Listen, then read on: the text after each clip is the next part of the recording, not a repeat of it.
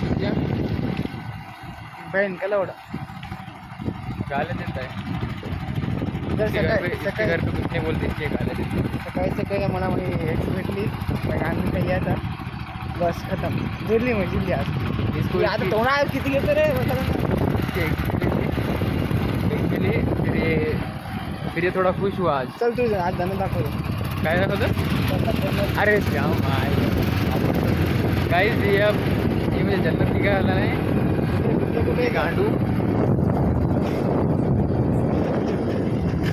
अरे भाई क्या कलर क्या दे कैसे देखो